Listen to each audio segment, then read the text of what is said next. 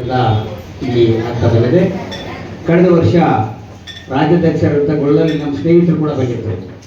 ಬಹುಶಃ ಈ ಸರಿ ನಮ್ಮ ವೀರೇಶ್ ಸಾಲಿಮಠ ನಮ್ಮ ಸ್ನೇಹಿತರು ಅವರ ಇದನ್ನು ಕೇಳುವಂಥ ಅವಕಾಶ ಕೂಡ ಸಿಗ್ತಾರೆ. ನಮಗೆ ಭಾಳ ದಿವಸ ಆಯ್ತು ಅವ್ರು ಭೇಟಿಯಾಗಿದ್ದಿಲ್ಲ.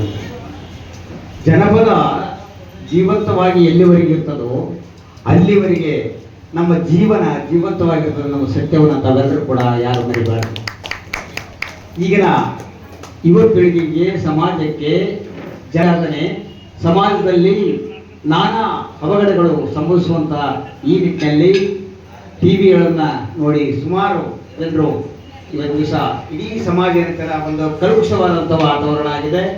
ಮೊಬೈಲ್ ಬಂದು ನಮ್ಮ ಸಂಸ್ಕೃತಿಯನ್ನು ಇವತ್ತು ದಿವಸ ನಮ್ಗೆ ಏನು ಬೇಕು ಅದನ್ನು ಕೊಡಲಾರ್ದೇ ನಮಗೆ ಬೇಡ ಅಂತ ಕೊಡುವಂಥ ಈ ಒಂದು ಸಂದರ್ಭದಲ್ಲಿ ನಾವು ಯಾವುದನ್ನು ಆಯ್ಕೆ ಮಾಡಿಕೊಳ್ಬೇಕು ಎಂಬುದು ಬಹಳ ಮುಖ್ಯ ಆಗ್ತದೆ.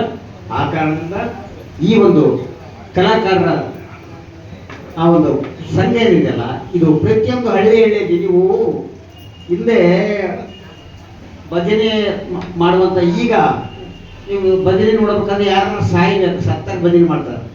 ಹಿಂದೆ ಪ್ರತಿದಿನ ದುಡಿದು ಬಂದಂಥ ಜನ ಸಾಯಂಕಾಲ ಒಂದು ಗುಡಿ ಹತ್ರ ಒಂದು ಓಣೆ ಕುಂತ್ರ ಎಲ್ಲರಲ್ಲಿ ಬಂದು ಭಜನೆ ಮಾಡಿ ತತ್ವವನ್ನು, ಸತ್ಯವನ್ನು, ಜೀವನದ ಸಾರವನ್ನು ಅರಿತು ಹೋಗುವಂಥ ಆ ಒಂದು ಸಂದರ್ಭವನ್ನು ಮತ್ತೊಮ್ಮೆ ನೆನೆಸುವಂಥ ಕೆಲಸ ಈ ಒಂದು ಕಲಾಕಾರರು ಮಾಡಲಿ ಅಂತ ಅನಿಸುತ್ತಾ ನಾನು ಮಾತು ಮುಗಿಸ್ತೇನೆ.